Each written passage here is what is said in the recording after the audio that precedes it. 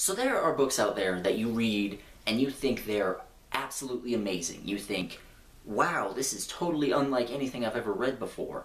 How the hell did this get made? And then there are books out there that are absolutely terrible, and you read it and you're like, wow, this is totally unlike anything I've ever read before. How the hell did this get made? And then there are books which are just painfully average in every imaginable way, and you think, wow, this is exactly like everything I've ever read before. How the hell did this get made? The Young Elites is a book that falls into that category. This is the introduction song. It's not very good, but it's not too long. Now, I'm not going to harp on this book too much, because at the end of the day, I think it is fine. Yeah, that's it. It's fine.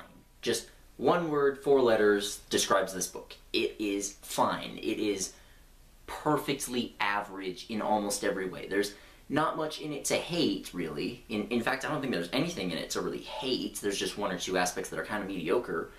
But there's not much in it to love, either.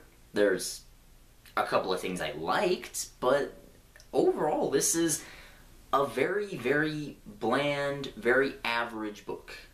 So this story takes place in a fantasy world in a country called Canestra, and about 10 years before the story takes place, this thing called the blood fever just swept through the whole country, and it killed a whole bunch of people, up to 1/3 of the population in some places, and it left a bunch of the survivors with weird marks on their bodies. You know, like their hair is a different color, or they just have weird tattoo markings on their face or something.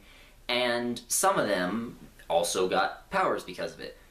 And, okay, that's a decent idea for a world, but they never really expand upon it beyond that. You know, you have this whole world, but they barely mention any other countries. They barely even go into detail about Canestra and how it works. I mean, almost 1/3 of their population died about a decade ago. You'd think that would have shifted a couple of things, you know, politically and socially and all that. And so it never really goes into much detail about that. The only part of the world building that it really goes into is the mythology and the religion, which is okay, I guess. So the plot of this, like I said, takes place about 10 years after the blood fever has swept through.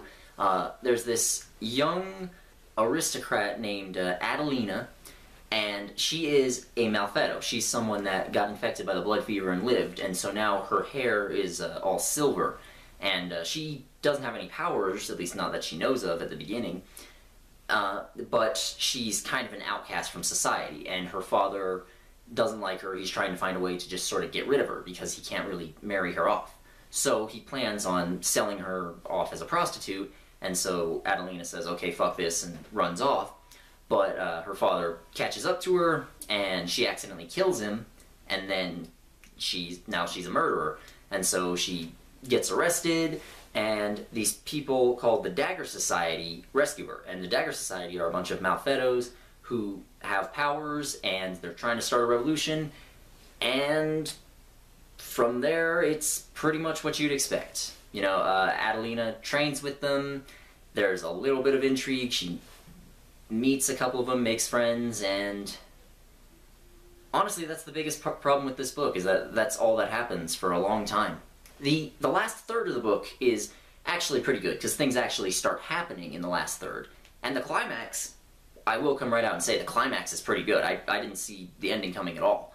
But for the most part, it's just sort of Adelina wandering around, watching stuff, learning about the Dagger Society, and it's not that great.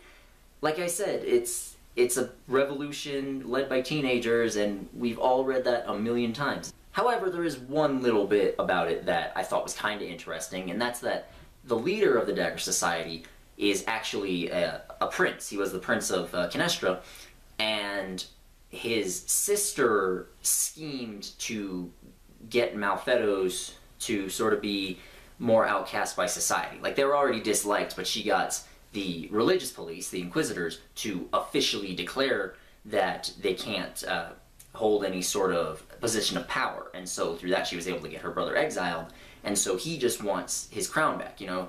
He's not fighting for anything super vague like freedom or democracy or anything like that, which most of these books are, and there's nothing wrong with those at all. It's just really, really vague. Whereas this, it's a specific guy who says, hey, I want my birthright back. I want to take over.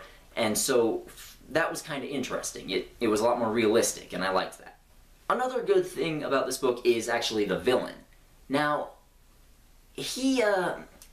this book actually switches perspectives around a little bit. For the most part, it's told from Adelina's first-person point of view, but occasionally it will go into a third-person point of view and follow a guy named Teren, who is the leader of the Inquisitors.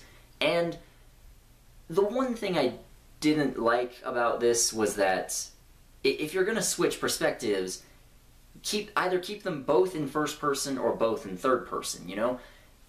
It's weird to go back and forth like that. And if you're only following two characters like this book is, then first person is no big deal. So, yeah, that was a little weird. And, again, while we were able to sort of get into Teren's head and understand why he does the things that he does, we never quite got it to the same extent that you would when you see everything through a character's eyes. So, I do think this book would have been a lot better if all of Teren's parts were told from his point of view.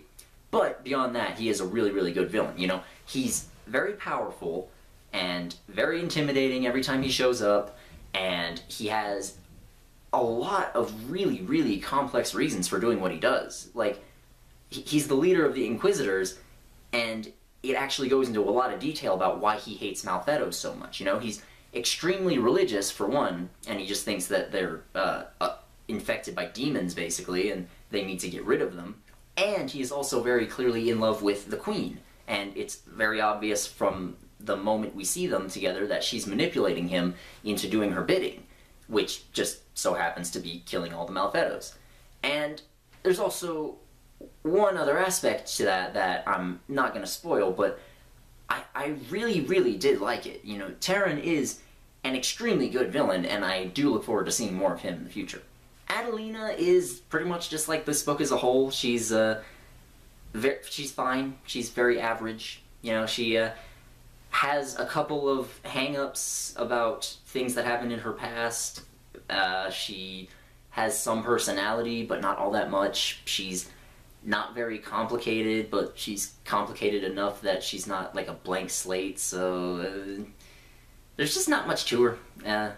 Like, at the end, she does get a lot better, because after the climax is done, she actually decides, okay, I'm gonna do this, and then she sets her mind to something, and she finally has motivation to do it. So yeah, that's about all there is to say. There's a couple of good things in this book, one really great thing, a bunch of mediocre stuff, and for the most part, it's just sort of fine. You know, it's very, very average, it's really, really generic. I can't really recommend this to anyone unless you're really, really looking for something like that. But yeah, I think this book just, I'd say for the most part you can skip it.